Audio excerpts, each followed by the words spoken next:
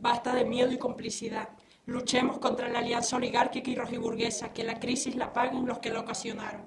Entre todas las crisis que hoy confronta Venezuela como país, la peor y más grave de todas es la crisis que padece el propio pueblo de Venezuela, pues mientras en su conjunto éste permanezca letargado, indiferente y políticamente subordinado a la vieja oligarquía opositora y a la nueva rojiburguesía gobernante, no tendrá posibilidad alguna de construir una patria decente, soberana, independiente, democrática y socialista.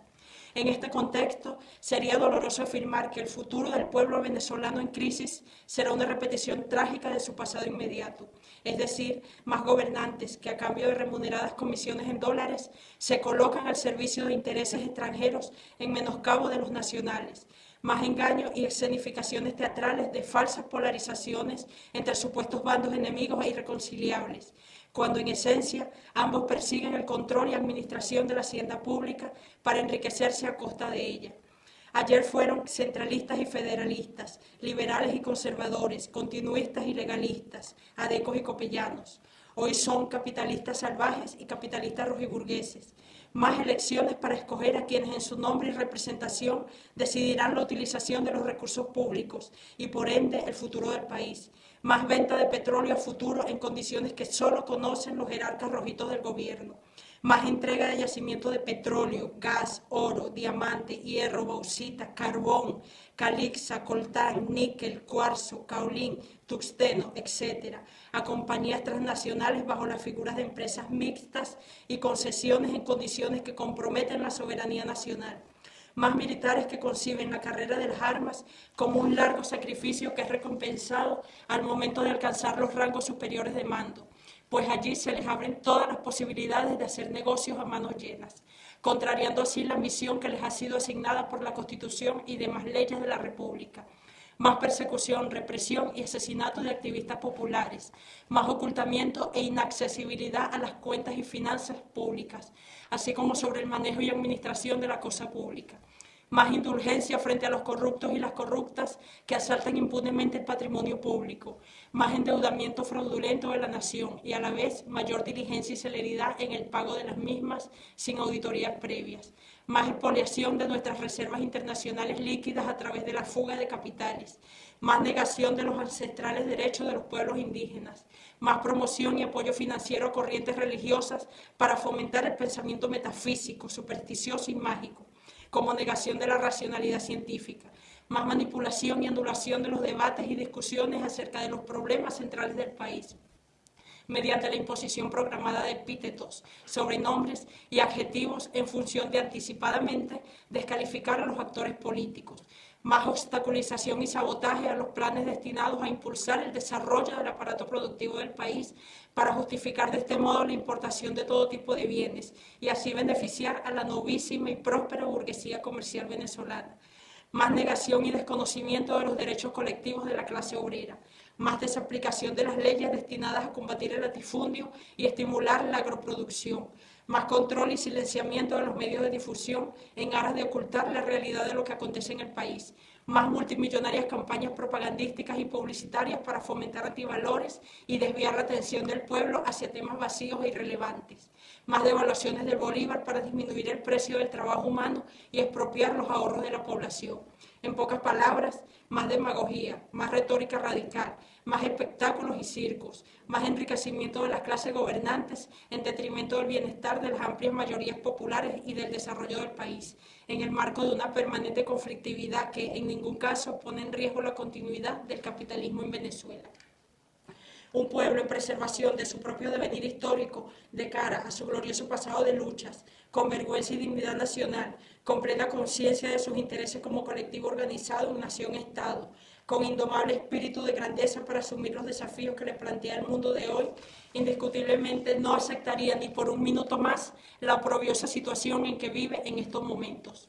Eso no es una desvergüenza e indignidad para un pueblo como el venezolano, precursor en Latinoamérica de las luchas antiimperialistas, entre otros méritos como nación, aceptar pasivamente que se hayan robado 22.000 millones de dólares destinados a la importación de bienes y que el gobierno nacional, en absoluta complicidad, se niega a publicar la lista de las empresas a quienes se les asignó los referidos recursos, ocultando así la identidad de los responsables de tal crimen. La posibilidad de redimir al pueblo venezolano demanda de todos los hombres y las mujeres decentes que integran el conjunto de organizaciones que hacen parte del campo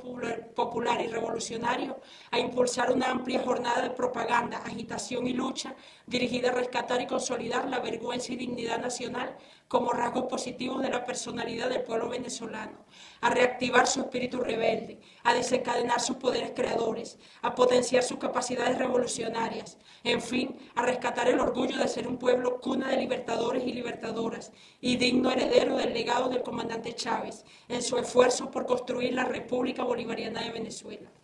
La Fuerza Bolivariana de Liberación le propone al campo popular y revolucionario de la patria centrar en un primer momento la actividad propagandística de agitación y lucha con mira a, primero, exigir al Banco Central de Venezuela la inmediata publicación de la lista Cadivi. Segundo, exigir a la Asamblea Nacional que se discuta y apruebe la constitución de la Comisión Nacional para el Saneamiento de la Administración Pública y castigo a los responsables de delitos contra el patrimonio público, la cual deberá estar integrada por calificados profesionales en la materia, así como representantes de universidades, gremios, sindicatos y en general de las organizaciones del pueblo en lucha, para que investiguen todo lo relacionado con la asignación de divisas y presenten las respectivas acusaciones contra los delincuentes. Tercero, exigirle al presidente Nicolás Maduro que en ejercicio de sus poderes habilitantes se comprometa y proceda en lo inmediato a lo siguiente. Primero, no devaluar más de forma directa o encubierta el bolívar. Segundo, incorporar con fuerza de ley a la actual política monetaria